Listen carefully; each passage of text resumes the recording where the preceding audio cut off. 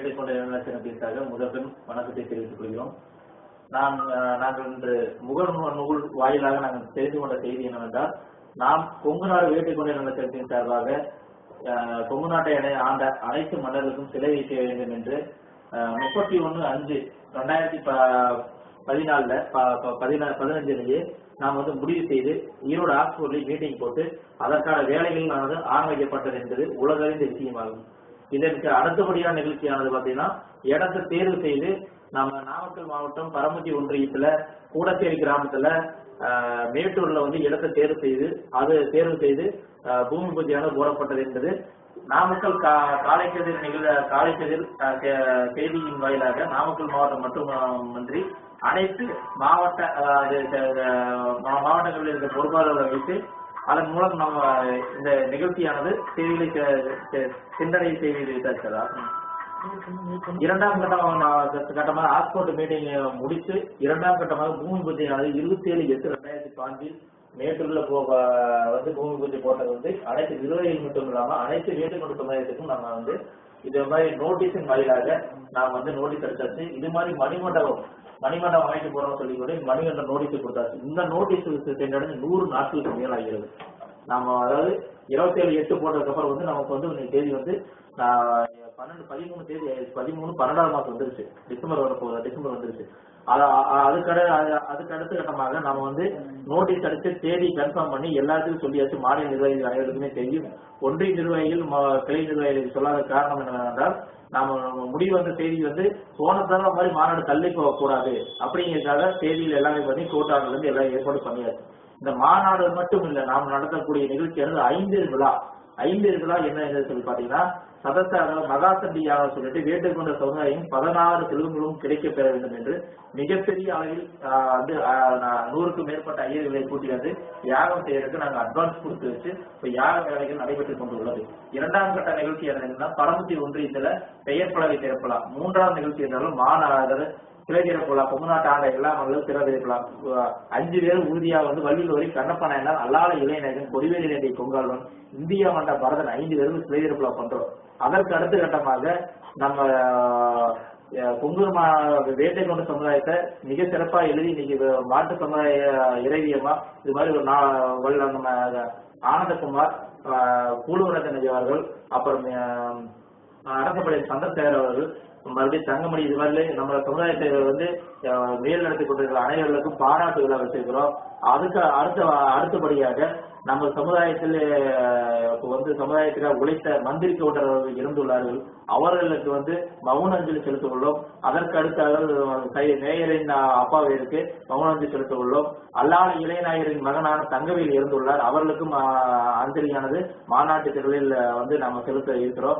அதற்கு அப்புறம் இன்னும் நிறைய நிகழ்ச்சிகள் மாநாட்டில் இருக்கு. சொல்றதுக்கு அது உங்களோட நோட்டீஸின் வாயிலாக நீங்க தெரிஞ்சுக்கீங்க. அதாவது இவ்வளவு பெரிய நிகழ்ச்சி நாம் நடத்தும் போது இன்றைக்கு திடீர்னு முகன்வாயில் மேலாக எல்லாம் கேட்கும்போது 31ஆம் தேதியை இவங்க அதாவது ஏற்கனவே அறிக்கப்பட்டாச்சு நாங்க சொல்றோம் அப்படின்னு சொல்லி அவங்க நிகழ்ச்சி பண்றது சொல்றாங்க. அதை நான் கேட்டு இன்னைக்கு காலையில கிடைச்ச செய்தியின் பேர்ல அவங்க காலையில சிலையரப்பலாம் வைக்கிறதா தான் நாங்க முடிவு பண்ணியிருந்தோம். எல்லாத்துக்கும் தெரிஞ்ச விஷயம். அவங்க நாங்க காலையில வைக்கிற அப்படின்னு சொல்லி சொல்றாங்க. அவர்களுக்காக அனைத்து கொங்கு நாடு வேட்டை கொண்ட சமுதாய மக்களுக்காகவும் தேதி மாற்றப்பட முடியாது. ஏன்னா நாங்க அட்வான்ஸ் கொடுத்துருக்கு 25 லட்சம் ரூபாய் நாங்க அட்வான்ஸ் கொடுத்து வேலைகள் நடந்துட்டு இருக்குது. யாகத்துக்கு வேலைகள் நடந்துட்டு இருக்கு. அதனால தேதி மாற்றத்துக்கு வாய்ப்பு இல்லாதனால் அவங்க காலையில பண்றதுனால கொங்கு நாடு வேட்டை கொண்ட இலட்சணமாவது சிலை திறப்பலா நிகழ்ச்சியானது இரவு செய்திக்கலான்ட்டு ஒரு 6 மணிக்கு சிலை திறப்பலா பண்றோம். சனிக்கிழமையிலிருந்து மதிய வரைக்கும் யாகமானது நடைபெறும். 2 நாட்கள் யாகம் நடைபெறும். 12 மணிக்கு மேல பேரணியாக நடைபெறும். மதிய இரவு எல்லா மன்னர்களுக்கும் சிலையரப்பலா பண்ணி இரவு மாநாட்டை வச்சுக்கிறோம். அவங்க தென்னிந்திய மாநாடுன்னு சொல்லி போட்டிருக்கோம்னு சொல்லி எல்லாம் கேள்விப்பட்டோம்.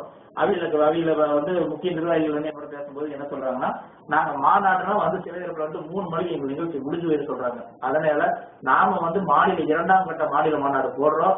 நாம இரவு நிகழ்ச்சி வச்சிருக்கோம். அதாவது இதுல பாத்தீங்கன்னா சனிக்கிழமை யாகத்துல கலந்துக்கலாம். நைட்டு அங்க போறவங்க யாரும் வேண்டாம் சொல்ல, எல்லாரும் நிச்சயமான சிலைக்கு போறது நாங்க வேண்டாம் யாரையும் சொல்லல. நாம நிகழ்ச்சி ஈவினிங் தான் தெரியல. ஈவினிங் சிலை திறப்பலாக்கு வந்தீங்கன்னா போதுங்க. காலையில கலந்துக்கலாம். ஏதாவது இதுல இரட்டை செலவு எல்லாம் கிடையாது. ஒரே செலவு தான். அங்க போறது ஒன்று, இங்க போறது ஒன்று, 2 கிலோமீட்டர் சொல்றா.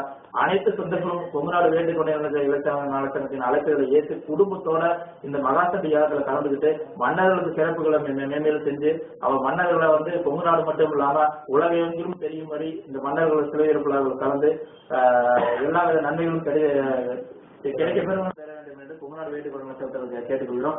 இந்த நிகழ்ச்சியானது வரலாறு பேசக்கூடிய நிகழ்ச்சியா இருக்கு. வெப்படை மாநாட்டை காட்டிலும் 2வது மாநில மாநாடு மிக சிறப்பாக நடைபெறும். 5 விழாவாக வச்சிருக்கோம். இதுக்கு அடுத்த கட்ட நடவடிக்கைகள் எல்லாத்தையும் சந்திக்கலாம் இருக்கிறோம்.